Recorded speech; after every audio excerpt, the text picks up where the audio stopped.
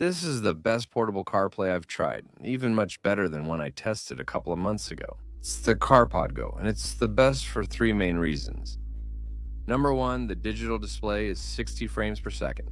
60 frames per second. That's something that gives it a definition you're really gonna like, and I'm gonna show you. The second reason, 99% of the users of this device. This portable CarPlay uses the Bluetooth function to connect with your car's Bluetooth system, including the multifunction steering wheel controls and the microphone. And third, this fully laminated screen represents the highest quality in the industry for this type of device at this moment. I'd also add this magnet as another reason. Consider what makes it nearly impossible for someone to steal it. I'll explain more later, but it's a great thing. Now, let's get to the point. This comes with all the necessary attachments in your box. We're simply going to do the installation so you can see how easy and fun it is to set it up.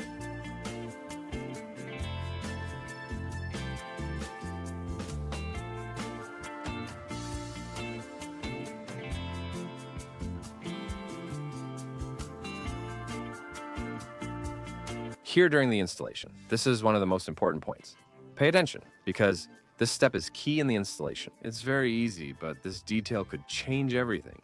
That's why you'll put it here on the dashboard. Since not all contact surfaces on vehicle dashboards are the same, some have modifications. In this one, for example, in particular, if it didn't have the screen, of course, this is a vehicle that already comes equipped with a screen, but if it didn't, this is just for illustrative purposes. I would place it here in this vehicle.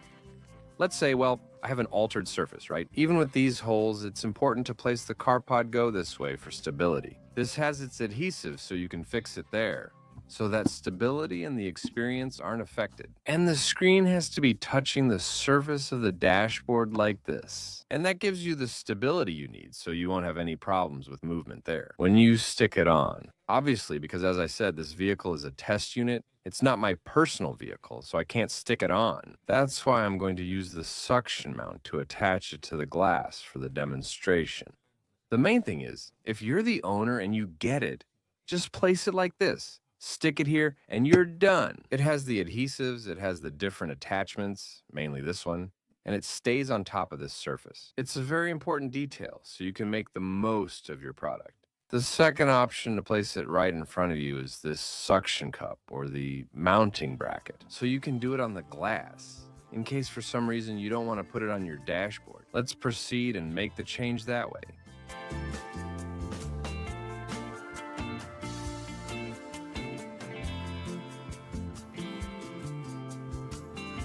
This suction cup or mounting bracket is good because its distance is adjustable. You can adjust it here and also the rotation of the cup itself so you can position it. Let's stick it on the glass. We secure it, we also secure it here, and it's important that this is exact. Here from there, you secure it there, and now the CarPod Go is on the surface, which is the most suitable and recommended location or installation. And now you have it where it belongs. We're just gonna give it power through the connector that goes into the 12-volt port. You plug it in there and check it out. This also works as a regular USB connector in case you need an extra port, an extra charger. You have it at your disposal, so it's an extra feature. And this goes on the back of your CarPod Go to give it power. Check it out. There it is, it's pretty fast. The screen is already ready. Let's see if we tap here on the CarPlay symbol. It's going to tell you. Enable Bluetooth and Wi-Fi on your iPhone. Then connect to PND 84F4 via Bluetooth. All right, let's do the pairing through the Bluetooth system. There we have PND 84. Stop. It should connect. There it is. CarPlay is connecting. And look, in less than 12 seconds, it's pretty fast. And this is one of the advantages. One of the main features that CarPod Go has is its speed, not only in how it processes, let's say, with this 60 frames per second screen. Like I said, it's a screen with impeccable definition, laminated, protected, really good. But also, many people who have other types of vehicles, like this one, for example, which already comes with its own screen, with CarPlay or Android Auto integrated. Many people prefer to use the CarPod Go because of its speed and versatility, and how easy it is to use. Although they have one, the manufacturer told us they also use or prefer the CarPod Go. I've moved to a new spot to give a better demonstration. when you already have it fully working? The CarPod Go T3 Pro, which is a wireless CarPlay or Android Auto screen. Here, once you have it connected to the Bluetooth system, you can, for example, use the phone functions. Want to make a call, for example? The audio system is already connected. There it is. Thanks for choosing American Airlines. You called me. Perfect audio. See how fast it processes. Once again, you go back to the apps here. The map, for example. There, you have your map. You can set any destination you want. And an interesting thing is that here it has, for example, the night mode, right? The display sets it, let's say, dark. But if you swipe down from the middle of the screen, it shows it to you. And what is the daytime mode? In the mode for daytime itself, it's brighter. Control this easily from the top. Let's hit recenter, so we can get the map definition back. And look, I love how it processes, how you can make different movements with the map commands. You can go from here again to your apps. You can receive text messages here. You have access to your apps like Telegram, WhatsApp Business, podcasts. And here you can go to CarPod Go, to the app itself that gives you access to all the system settings, and also frequency modulation, the auxiliary connections. There you have everything at your disposal. The calendar, really, that wireless screen you need so much. If you weren't sure whether you needed CarPlay or not, well, it's also a safety feature, so that when you're driving, you don't get distracted with your phone, but instead have it in your visual frame, accessible to you on a screen. When you're looking for an address, it's very useful. And to complete the experience, you have your rear view camera. Look, so you can place it back there in the rear part. You can place it anywhere, but it's recommended to put it in the back so it works as a rear view camera. Obviously, it comes with its connection, its cable. For the wiring, the recommendation is to do it as neatly as possible, right? Do the complete installation, hide these cables to place the camera in the back, and you connect this to the reverse light mechanism so that it activates and works as a rear view camera. So that's all set. And look at this. That's why I say it can't be stolen. Can you take it out from here? I'm not going to disconnect it right now, but you can disconnect it. Or you should disconnect it so that thieves don't steal it from you. We know that we live in a place where people see things like this as very curious, entertaining, and attractive. Are they going to steal it? You can remove it and hide it in your car or put it in your backpack and take it with you so it won't be stolen.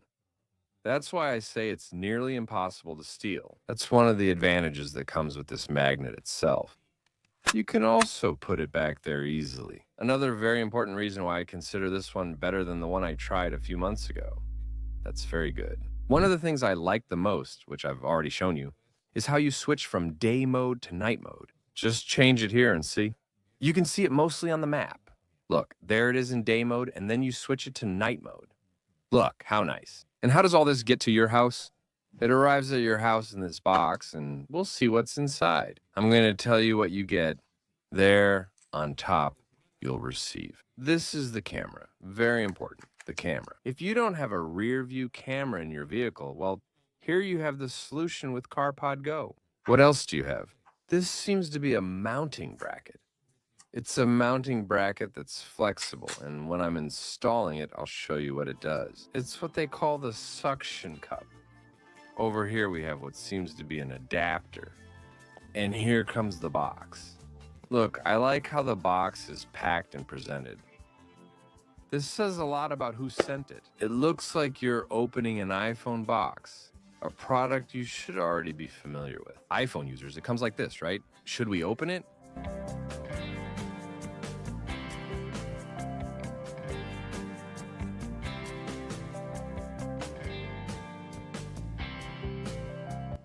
Comes sealed airtight, and then it comes out. Here's how your package arrives. I'm opening it live and haven't rehearsed.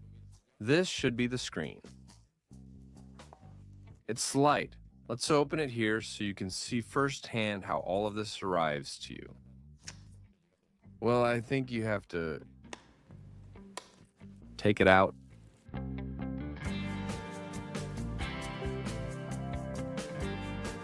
Here's your screen with the plastic cover. I'll remove it later. I'm gonna put the lid of the box over here. We'll place the screen here very carefully to see what else is inside this box. It also has a great presentation with all its coverings. This is the connector for the 12-volt port, which supplies power to the screen. This is an installation accessory. Here you have another adapter for USB, USB-C to regular USB. Here you have an auxiliary cable in case you need it, in case your vehicle has it. Audio cable. And here you have the other mounting bracket, one of the most recommended ones that the CarPod Go has, and you have your instruction manual here. All this installation is relatively easy, but just in case, you also have your manual there. Now it's your turn. What do you think of the CarPod Go portable CarPlay? Do you like or use it? Don't you use it? Let me know down in the comments if you're interested. Check the video description for a purchase link where you can get it.